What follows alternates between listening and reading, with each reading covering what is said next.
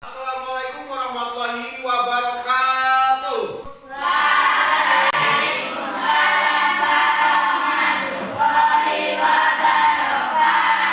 Bagaimana kabarnya anak-anakku sekalian? Baik. Sehat selalu, Ge? Nah, hari ini di pertemuan ini kita akan membahas tentang proyek P5 kita, yaitu tema kita apa? Gaya hidup berkelanjut, sekolahku bebas sampah. Ya, ini pengenalannya seperti ini. Kenapa kok sekolah kita perlu bebas sampah? Biar bersih. Biar apa lagi? Rapi. Profil pelajar Pancasila yang ingin kita capai apa? Beriman, bertakwa kepada Tuhan Yang Maha Esa, ya, dan berakhlak mulia. Elemen akhlak kepada alam. Kita harus menjaga alam kita. Paling kecil, paling sederhana lingkungan sekitar SD ini alam tidak. Kita harus menjaga keseimbangan sistem yang ada di lingkungan sekitar kita. Bergotong royong, nilai-nilai gotong royong, bekerja sama dalam menjaga lingkungan ini. Profil pelajar rahmatal alamin. Anak-anakku, kita sebagai umat manusia harus tawazun. Tawazun apa artinya? Seimbang dalam bersikap. Kemudian yang kedua apa?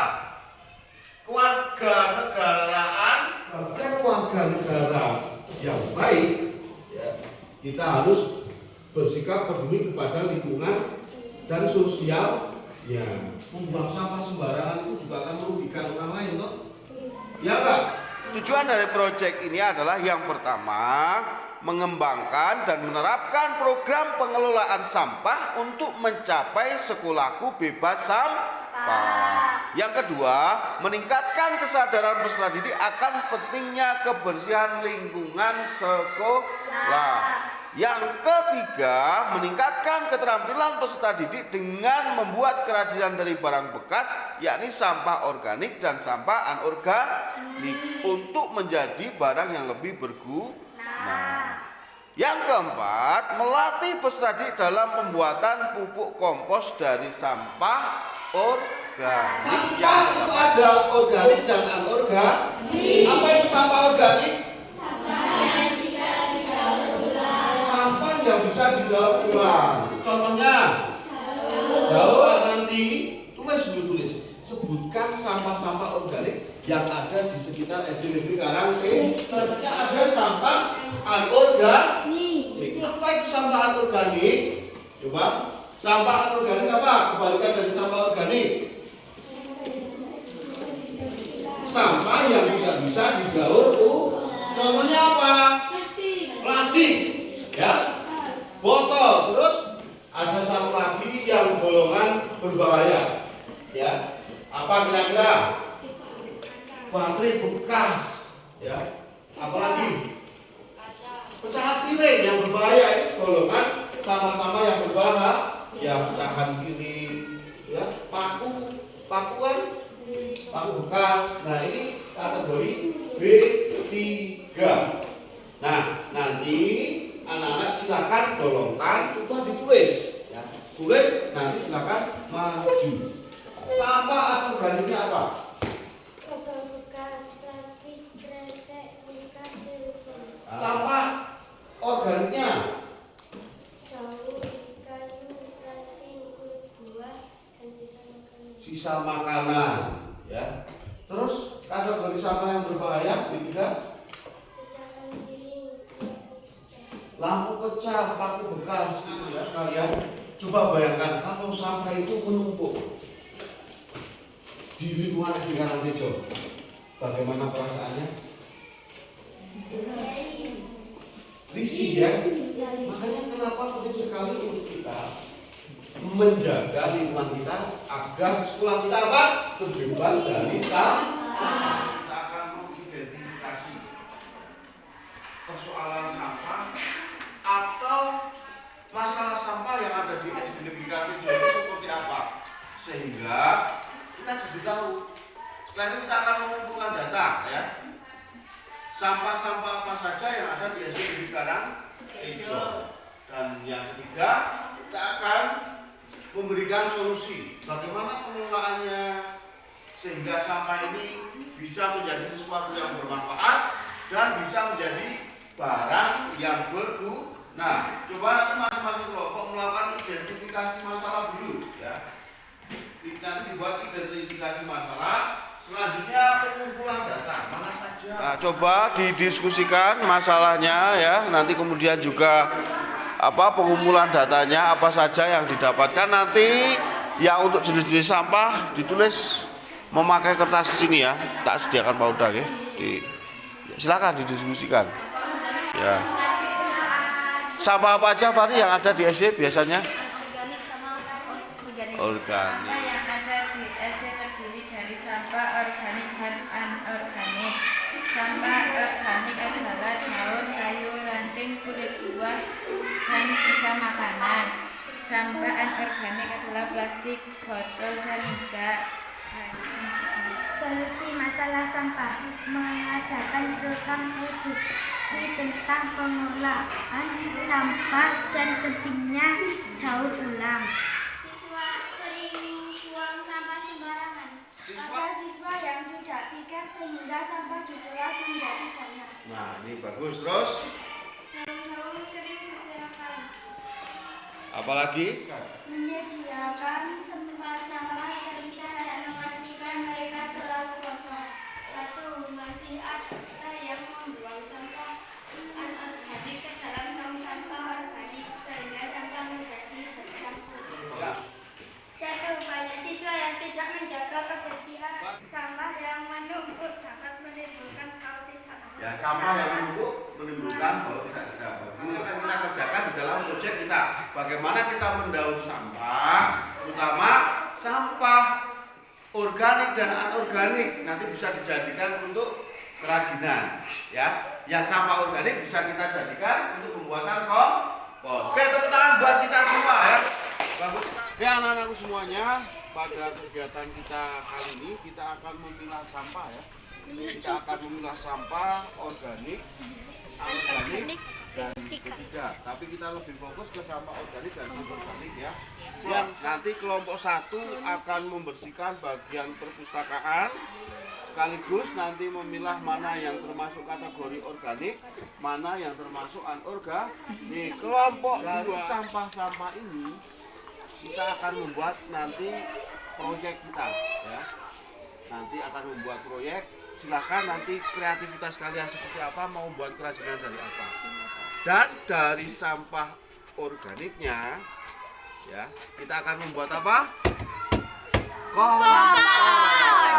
Ya, nanti akan jadikan pupuk. Nah, nanti anak-anakku yang plastik dipisah Mas, yang plastik sendiri. Plastik sendiri bagus ya. Plastik nanti yang masih bisa digunakan untuk kreativitas kita, silahkan digunakan ya. Plastik.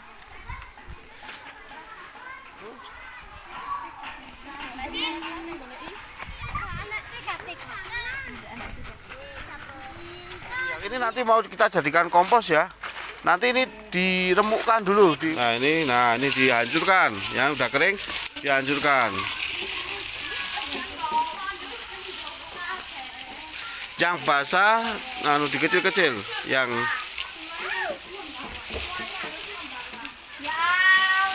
dilembutkan dulu Mas, lembutkan dulu. Oke. Anak-anakku, tadi kita sudah memasukkan daun-daun atau sampah organik yang bisa terurai.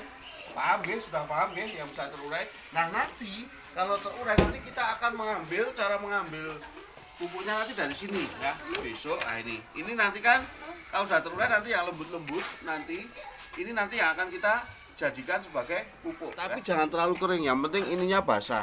Ada kasih air sedikit. Nanti silakan dikontrol selama proses pembuatan kompos ini ya.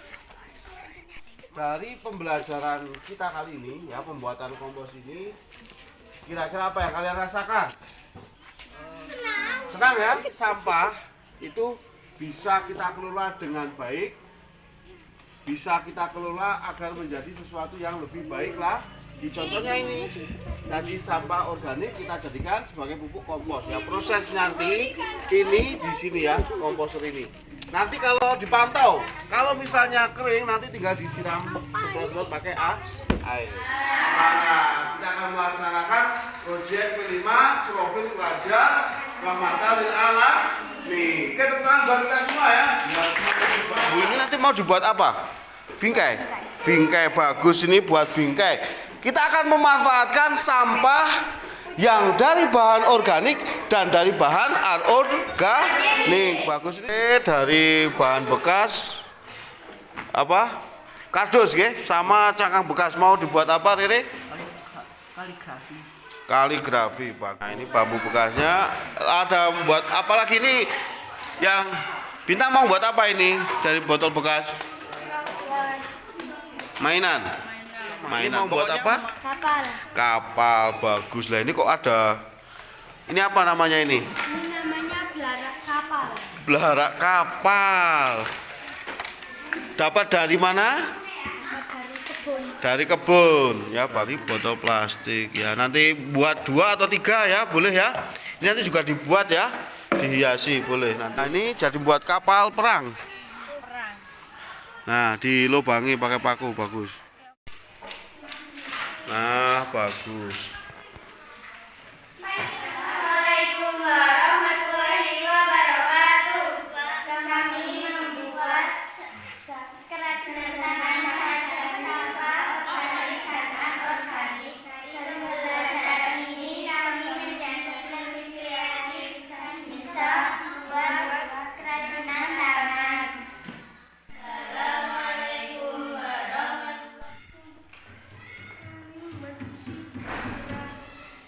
Dan kami membuat rumah-rumahan dari kardus. Kami membuat tempat pensil dari kardus. Kami membuat tempat pensil dan tabungan dari kardus. Manfaatnya bisa menjadi lebih kreatif. Apa? Memanfaatkan barang yang tidak berguna menjadi berguna. Nah, ini untuk yang putra, tugas kelompoknya mana? Ini. Yang kapal ya? Ya. Kelompok putra dibagi menjadi 2, masing-masing membuat kapal seperti ini, nggih. Nah, kira-kira bahan dari pembuatan kapal ini apa saja? bambu, bendera, Benderanya dari apa? kalender, Dari kalender bekas, nggih. Terus diwarnai. Sama juga tidak apa saja bahan pembuatannya yang dari putra? Dan kalender. Nah, silakan nanti dibuat laporannya, nggih. Baik itu yang tugas kelompok maupun yang tugas individu. Oke.